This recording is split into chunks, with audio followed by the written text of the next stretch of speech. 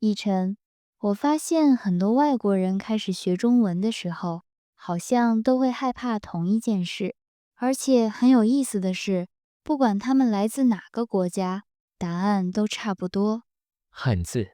對，甚至有的人還沒開始學，就已經先被漢字嚇到了。我以前認識一個外國朋友，他剛開始學中文的時候，專門買了一本中文書，結果回家打開第一頁以後，整個人突然安靜了。聽起来不像什麼好事。我當時也有點好奇，就問他怎麼了，結果他說，這些字為什麼長得都不一樣？這個問題其實很合理。我也覺得很合理，因為很多語言都是字母。學會幾十個字母以後，就能拼很多單詞。但是中文不一樣，一打開書，全是完全不同的字。其實不只是書，還有什麼？很多人第一次來中國的時候，也會有這種感覺，好像到處都是漢字。如果完全看不懂的話，確實會有一點壓力。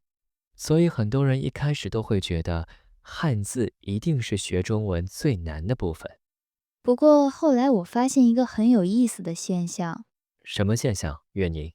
就是很多人開始學中文的時候最害怕漢字，可是學了一段時間以後，他們反而會覺得漢字沒有想象中那麼難。對，我也聽過很多人這麼說。反而是別的東西更難。比如什麼？我突然想到一個朋友，他學中文很多年了。有一次我們一起出去吃飯，他拿到菜單以後，看得特別快。聽起來中文已經很好了。我當時也是這麼想的。結果服務員走過來以後，他突然不說話了。為什麼？因為不知道怎麼點。菜單看得懂，但是說不出來。對，字都認識，但是開不了口。後來服務員站在那裡等了半天，他轉過來看着我說：“你幫我說吧。”最後還是你幫他點的。對。不然怎麼辦？這個真的很真實。因為看得懂和說得出來完全是兩回事。我覺得很多學習者都會經歷這個階段。所以後來我越來越覺得，學中文最難的部分可能根本不是漢字。對，很多人學了一段時間以後才發現，原來自己最擔心的漢字並不是最大的困難。比如我發現很多學習者都會遇到同一個問題。什麼問題？明明聽得懂，但是說不出來。對。其實剛才那個菜單故事，我覺得特別真實。對，因為它不是看不懂的問題，是看得懂，但是說不出來。這個其實比看不懂更讓人着急。因為我發現很多學習中文的人，好像都會經歷一個階段，明明已經學了不少中文，也認識很多字，但是一開口的時候，還是會突然卡住。而且有時候卡住的特別突然。我以前認識一個學中文的朋友，有一次我們一起喝咖啡，我隨口問他一句：“你周末做什麼了？”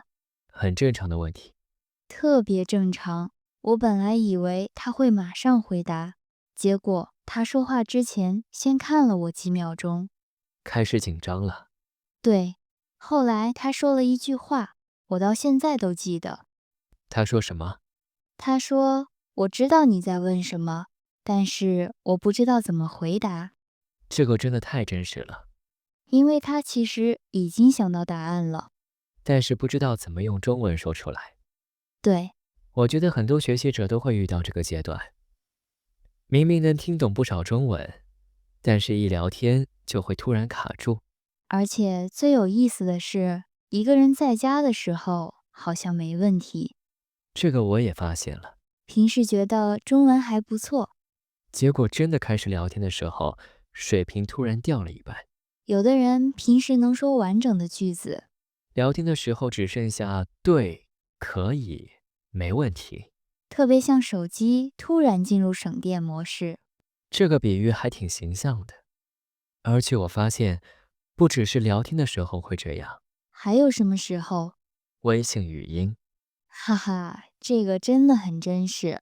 我認識一個學中文的朋友，有一次收到一條微信語音，大概10幾秒，聽起來不長。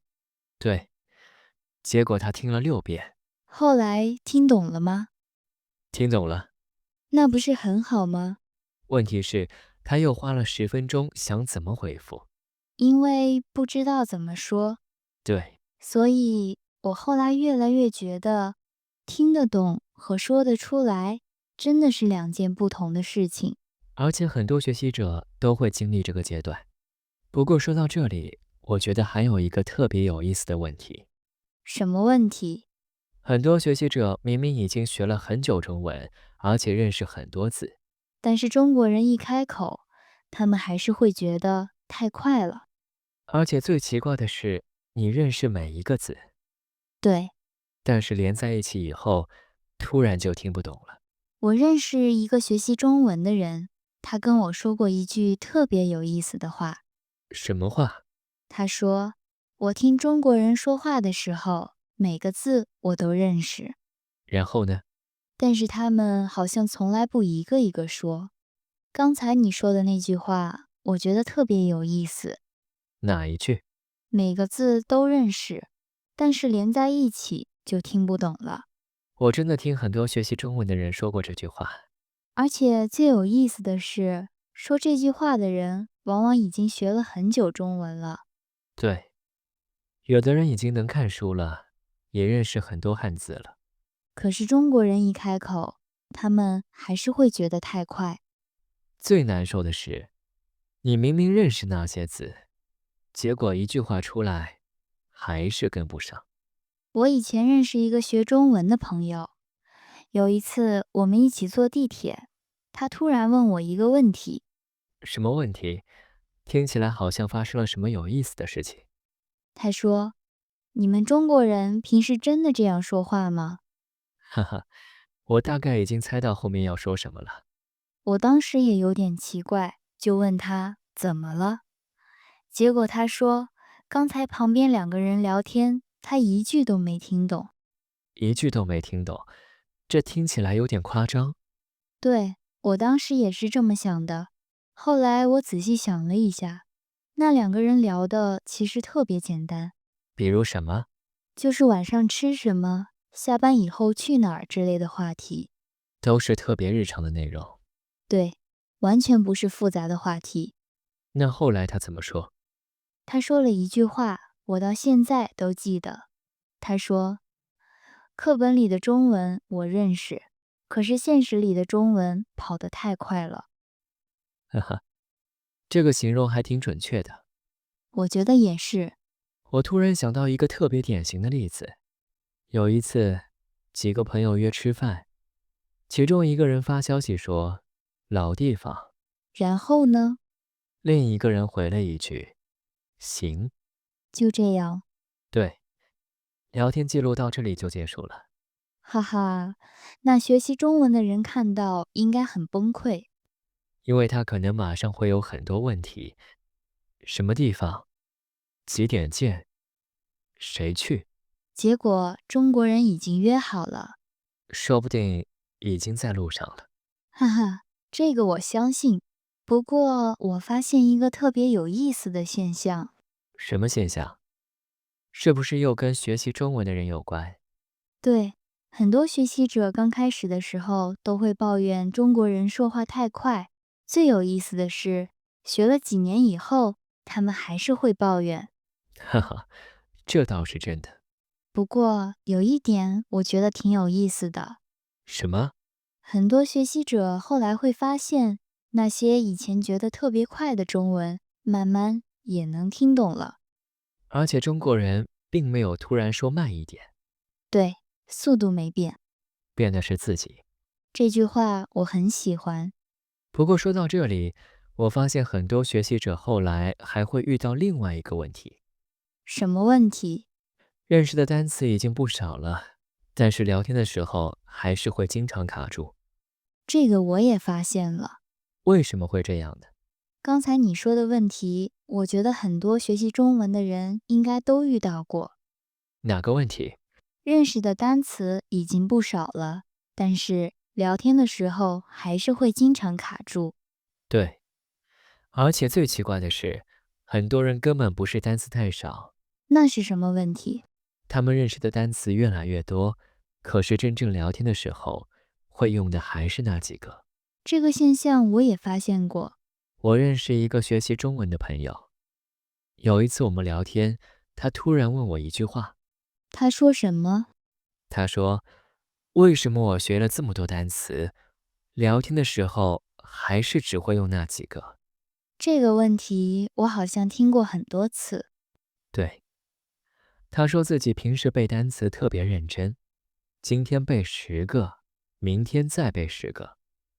過了一段時間以後，單詞本已經寫了厚厚一本。結果聊天的時候還是老樣子。差不多。他後來發現，自己最常用的還是那幾個詞。比如什麼詞？比如好、可以、沒問題。這幾個詞確實特別忙。對，好像什麼情況都能用。有時候聽他們聊天，我甚至懷疑這3個詞是不是已經上班了。我感覺很多學習者都會同意，而且從來不請假。這個我完全相信。我突然想到一個特別有意思的故事。有一次，一個學習中文的朋友跟我聊天，說到一半的時候，突然停下來了。我還以為他忘詞了。我一開始也是這麼想的，結果他說自己不是忘詞，而是在想一個更高級的詞。我大概已經猜到後面發生什麼了。而且他想了很久。後來想出來了嗎？沒有。果然。最後他直接放棄了，換了一個特別簡單的詞。結果大家聽懂了嗎？馬上就聽懂了。白想了半天，結果還是用了最簡單的那個詞。這個故事我特別喜歡，因為很多學習者都會覺得中文說得好的人一定認識很多高級詞。其實不一定。對，有時候會用簡單的詞反而更厲害，因為別人一下就能聽懂。沒錯。不過說到這裡，我覺得還有一件事情特別有意思。什麼事情？很多人學中文以前都以為只要努力學，就一定會越來越輕鬆。結果呢？結果學着學着才發現，好像不是這樣。這個我太有共鳴了。這句話第一次聽，好像有點矛盾。我知道，但很多學習者應該都有這種感覺。學得越久，問題反而越多。剛才你說的那句話，我覺得很多學習中文的人聽到以後都會點頭。哪一句？學得越久，問題反而越多。對。而且最有意思的是，很多人剛開始學中文的時候，反而特別有信心。這個我完全相信。因為那個時候每天都能看到進步。今天學會一句話，明天又認識幾個新字。所以很多人會覺得，照這樣下去，好像很快就能學會中文了。但是學到後面，情況慢慢就不一樣了。對，因為以前看不見的問題，開始一個一個出現。而且有時候出現的特別突然。我認識一個學習中文的朋友，有一段時間，他一直覺得自己的中文進步特別快。聽起來很有信心。對，他後來還跟我說，自己最近看視頻、聽播客的時候，好像已經能聽懂很多內容了。然後呢？後來有一次，他去參加幾個中國朋友的聚會，結果發生什麼了？回來以後突然安靜了。為什麼？因為他發現那天晚上大家聊天的時候，自己其實還有很多地方聽不懂。這個太真實了。他說最奇怪的是，如果大家一個一個跟他說話，他大部分都能聽懂。但是幾個人一起聊天就不一樣了。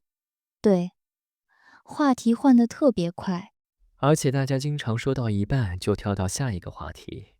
結果他突然發現，原來自己還有很多東西不會。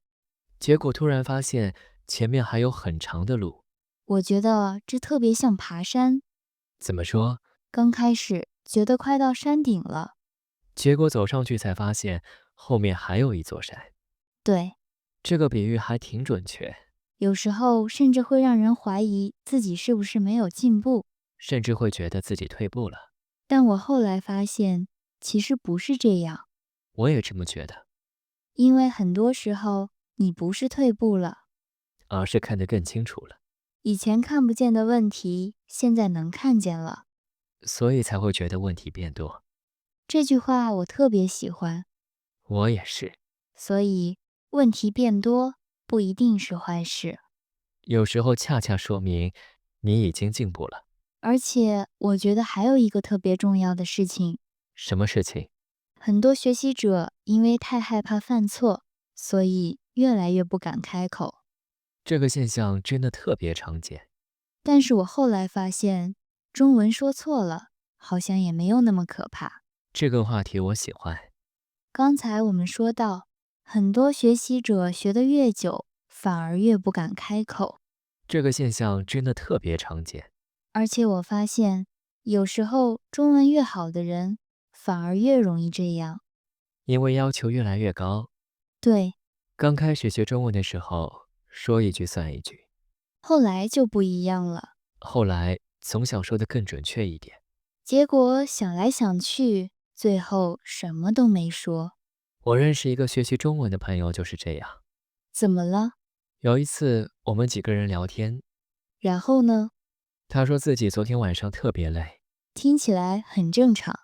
對，但是他一緊張，說成了自己昨天晚上特別懶。這兩個字聽起來有點像。而且他說完以後，自己馬上就發現了。然後呢？立刻停下來開始解釋。我已經有畫面了。他說，不是懶，不是懶，我想說的是累。後來大家是什麼反應？最有意思的地方就在這裡。怎麼說？其實從第一句話開始，大家就已經聽懂了。所以只有他自己在緊張。對。後來呢？後來他說了一句話，我到現在都記得。什麼話？他說，好像只有我一個人在擔心我說錯了。這句話說得真好。因為很多學習者都會這樣，總覺得別人會特別注意自己的錯誤。但很多時候，別人根本沒有那麼在意。我覺得中國人其實已經很習慣外國人說中文了。對，很多時候只要能聽懂就行。而且我後來發現，有些最有意思的回憶，反而來自那些說錯中文的時候。這個我同意。因為如果什麼都說對了，可能過幾天就忘了。但是那些說錯的時候，反而記得特別清楚。而且下次就不會再錯了。對。所以我現在越來越覺得，犯錯本身並不可怕。我也是。真正可怕的是，因為害怕犯錯，所以一直不開口。這句話我很喜歡。而且我覺得很多人學中文以後都會明白。因為如果一直等到完全準備好，可能永遠都不會開口。而很多中文其實就是在一次一次說錯以後慢慢學會的。這個我完全同意。不過說到這裡，我覺得最後還有一件事情特別值得早點知道。什麼事情？學中文這件事真的不用總拿自己和別人比較。我覺得很多人都需要聽到這句話。這個現象太常見了。打開社交媒體，經常能看到很多中文特別好的外國人。對。結果很多學習者看完以後，第一反應不是佩服，而是開始懷疑自己。對。比如會想，為什麼他學得這麼快？或者為什麼他的發音這麼好？還有一句特別常見。什麼？為什麼我學了這麼久，還是這樣？我覺得很多人都問過自己這個問題。我認識一個學習中文很多年的朋友。後來呢？有一次，他看完一個外國人的中文視頻以後，突然跟我說了一句話。什麼話？他說，為什麼別人學得這麼快？這個問題太常見了。而且最有意思的是，那個時候他的中文其實已經很好了。所以有時候我們總覺得別人比自己厲害。但是別人可能也正在羨慕另外一個人。後來那個朋友慢慢發現了一件事。什麼事？你看到的往往只是結果。你看見別人中文很好，但是看不見他學了多久。所以放在一起比較，其實不太公平。而且很多中文說得很好的人，其實也覺得自己不夠好。所以這種比較好像永遠不會結束。對，後來那個朋友又跟我說了一句話。什麼話？他說，我現在已經不太在意別人學得多快了，因為昨天的我聽不懂的東西，今天能聽懂一點了。這個答案真不錯。他說自己後來才發現，最有意義的比較不是和別人比較，而是和以前的自己比較。因為學中文本來就是一件很慢的事情，有時候慢一點也沒關係，只要沒有停下來。對，回頭看的時候，你會發現自己已經走了很遠。所以如果你現在正在學中文，而且偶爾會覺得有點挫敗，或者覺得自己學得太慢，希望今天聊的這些事情能讓你輕鬆一點。因為很多你遇到的問題，其實別人也遇到過。在結束之前，我們還是按照慣例，一起來複習幾個今天出現過的重要詞語。如果你剛開始學中文，也可以順便記一下。第一個詞是挫敗。挫敗的意思是因為事情沒有達到自己的期待，所以有一點失望或者沒有信心。比如學中文的時候，很多人都會有一點挫敗感。第二個詞是羨慕。羨慕就是覺得別人擁有自己想要的東西，所以覺得很好。比如總羨慕別人學得比自己快。第三個詞是進步。進步就是比以前做得更好。其實每天進步一點點就已經很不錯了。最後也想問大家一個問題：你學中文的時候，最希望自己早點知道哪一件事情？歡迎在評論區告訴我們。也許你的答案剛好可以幫助其他正在學中文的人。那下一期漢語微分，我們會聊一個特別有中國特色的話題——紅包。為什麼中國人過年要發紅包？為什麼結婚、生日、搬家也會發紅包？紅包裡面的錢重要嗎？為什麼很多人搶紅包的時候特別積極？如果你對中國文化感興趣，我覺得下一期一定會很有意思。感謝大家收聽這一期漢語微風。如果你喜歡我們的節目，也歡迎分享給正在學中文的朋友。我是月寧，我是奕晨，我們下期見。再見。